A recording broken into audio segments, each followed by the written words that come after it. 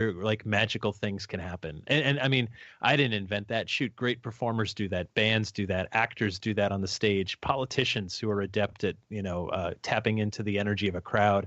That's just something that you learn over time, and the people that are really good at it can take an audience on a really amazing journey. And to me, that's the magic of it, is to just be like, hey, trust me, I'm going to take you somewhere. Like, we're going to have some laughs, I'm going to give you some things to think about, maybe even shed a few tears. Like, if we can ride that emotional roller coaster, to me, that's what it means to be human. And everything we're talking about in the paranormal, ironically, is tapping into the human experience in a really big way. Because when you talk about ghosts, what you're really asking is what happens after we die. And when you're talking about Bigfoot or cryptids or Loch Ness Monster or lake monsters, what you're asking is, do we know every creature that walks the earth with us? And when you talk about aliens, you're saying, are we alone in the universe? Those are the questions that humans have asked for tens of thousands of years, for as long as we've pondered our own existence in the universe and our place in it. And the paranormal lets us explore that. And that, to me, is something worth celebrating. Well said. Well said. So you also host New England Legends. And you just mentioned that you are passionate about the legends and the legend tripping. And that's on PBS, correct? Yeah, it's on PBS. It's on, not every station plays it. It's kind of up to them, each Right. individual station. But and it's also on Amazon Prime. So if you're a Prime member, you can watch it right now for free. You can just go ahead and look up New England Legends, and you can watch all the series that's up there so far. Yeah, I like them. And I noticed with some of them too are shorter, where they're in accessible blocks, opposed to the longer interview. Correct me if I'm wrong. Yeah, well, so the TV show we usually tell 2 or 3 stories in the span of a 26 minutes, whatever the PBS half hour is for broadcast, and the idea is to just kind of get inside and show a story and tell a story and talk to people that live it and experience it and breathe it. And the medium of television allows you to really show the audience, which is great, right? Like, books have its limitations, audio has its limitations. So does television too. You can't deliver a whole lot of information in television, but you can give a very visual experience and a visceral one where people can really see and meet the folks you're interviewing. And that's pretty cool. And that's why I'm grateful to work in all media, right? That I can work in television, and I can work in a live audience, and I can write books, and I can work in audio, because each has its advantages and disadvantages. And I think you let the story dictate which medium you use to tell it. If you listen to the story, you'll be okay. And when I say story or legend, please don't think that I mean it's made up or fake or false. I just mean that at some point, there is a legend attached to a thing, right? It becomes bigger than the thing itself. For example, Roswell, the UFO crash site. I'm pretty sure something weird happened there, right? I don't know what. I don't know for certain. And there's a lot of speculation, and I'm not a Roswell expert. I don't pretend to be.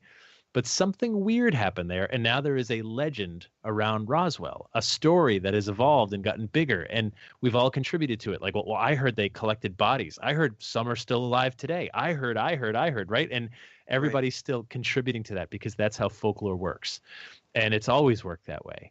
But to me, what's great is I want to trace those lines, right? I want to trace every story back and see if I can find its origins. Because that's where the magic is. Because we learn about ourselves, we learn about our communities, we learn about where we come from.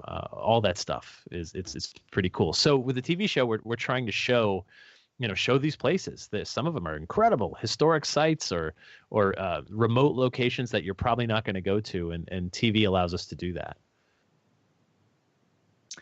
So do you have a team of, like, let's say, local individuals who always investigate the New England area stuff with you? And if so, do you have any shout outs? Yes, I would like to give a shout out to my entire team that's been with me since day one. We have never, ever lost a member of our team since I started doing this back in 1997. if you can believe it. We have never lost a team member. No, I know. And we've also never gained a team member. It's just me. That is awesome, by the way. So quick story. I went to college and there were fraternities, as many colleges have. And I figured out very quickly that if I joined none of them, I was invited to all the parties. Whereas if I joined a specific fraternity, I would only be invited to one set of parties.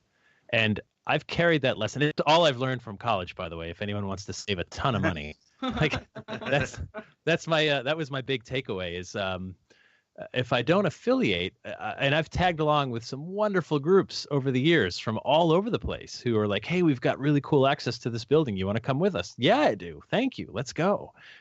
Or and sometimes it's much easier to get into a place alone. I can get in as a writer or as a producer with PBS or Travel Channel to places that would never open the door to, a bunch of people wearing black T-shirts saying, we're ghost hunters. Let us in after hours when it's closed, which can be very intimidating for some people. So I've been very fortunate that I can kind of, of course, there's people I've worked with multiple times, but no formal team or name. It's just me.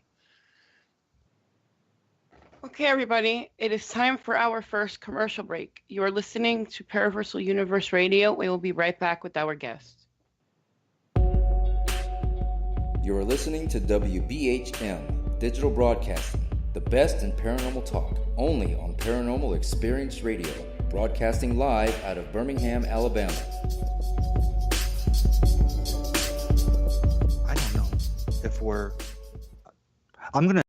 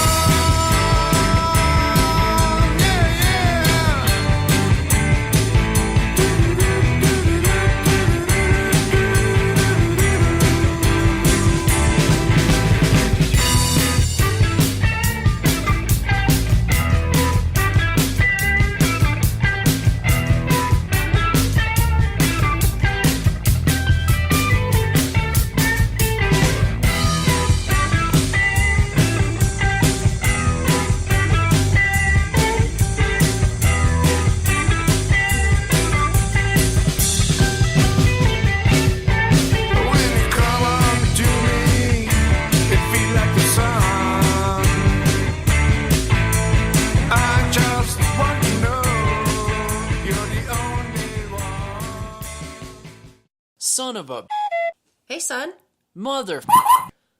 Son, what are you doing? Hey, Mom. I'm getting ready to listen to Periscope Uncensored. By expanding your vocabulary. Well, it is uncensored. Son, the uncensored part of Periscope Uncensored is Jax and I getting down to brass tacks with all aspects of the paranormal. There's no fluff on our show. So, no off-color commentary? I didn't say that. Awesome! Son? I just hit my head. Oh boy, I'll go get you an ice pack. Catch Periscope Uncensored Thursday nights at 9 p.m. Eastern, only on WBHM Digital Broadcasting. Thank you for listening to WBHM Digital Broadcasting out of Birmingham, Alabama. The time is 23 minutes after the hour. Commercial break, everyone. This is Paraversal Universe on WBHM Digital Broadcasting at WBHM-DB.com, as well as our affiliates WCET FM and The Rift. We're your hosts, Kevin and Jennifer Malik. I'd like to take a minute and thank everyone who makes Paraversal Universe possible, including graphics art director Lawrence D. Miza, theme music by Matt Stenz, announcer Frank Lee, our network producer and CEO at WBHM, Kat Hobson. You guys are all amazing. Shoutouts also to our affiliate network owners, Howie Odell at The Rift and Michael Vera at WCET FM. And of course to God in heaven, whose strength beyond strength is stronger than all, for granting us this wonderful show and opportunity here to be with all of you. Amen. And appreciation to the various platforms we're on, including iTunes, Spreaker, iHeartRadio, Twitch, YouTube, Dailymotion, TalkStream Live, TuneIn, Blog Talk, and Paranormal Live Stream app, which is streamed and restreamed from various other outlets all over the world via the internet. This segment of Paraversal Universe is brought to you by the UFO Wisconsin Research Team, Wisconsin's alternative to MUFON. Okay, back to the show. We're talking quick question. Does the alternative to MUFON wear ties and shirts, or are these like the casual MUFON team? This is certainly the more casual. Nice. That's for me. Yes. Next time I'm in Wisconsin, I'm joining. Yes. And what's nice about this team is the ufologists on there, most of them are trained ufologists through MUFON, through their certification. Right. Like the one I went through. And that's excellent investigation training. And even though I left the organization, I still have their MUFON Bible, if you will. It's got packed full of information. I learned so much. And so it's cool that we can come together as a team and work without the restrictions and the politics that MUFON. Now we're getting to it, aren't we? Yeah. Oh, Kevin, what happened? Tell me. Come on, just tell me. No one's listening.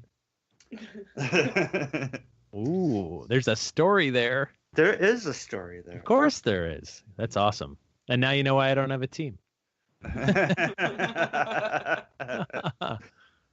Oh, that's awesome. All right, so let me get back to my Sorry. No, that's okay. No, that's awesome. That's awesome. So yeah, we were talking about your shows or the TV and stuff that you do. Yeah. And everything. And so let's see here. We have there are so many different shows that you've been on. I didn't even read it during the beginning because it's that long. It's that impressive. You know what's funny about that? So to write a book can take like anywhere from like 3 or 4 months to a solid year. And that's a lot of hours in there. That's not just working on it and, dabbling. When you go on a television show, it can be like an hour of your life. And it's what everybody knows. Like, wow, that's so cool. I'm like, you know what's more impressive? Like writing a whole book. And I know there's a lot of authors out there. I'm not saying I'm special, but I just mean like, it's it's like someone saying, like to run a marathon, I mean, that's really hard to do. Anyone can sprint to the mailbox, Right. But it's like the ones that can do 26.2 miles. That's something. But yeah, so over the years, because I've put myself out there as someone that does this and written books and, the websites, sometimes they call and they want to talk to you about stuff. And I'm always happy to do it because I feel like better me to tell you about it than someone else. But also I feel that sometimes I always want to bring my credibility to the table. You know what I mean? Like, let me be the voice of reason if I can, if I don't get edited into something that I didn't say or whatever. But I'm grateful for those opportunities because we reach a wider audience with television. It's interesting you bring that up because we've been contacted by different shows, and we have yet to I guess, jump in that ring. And part of the reason for that is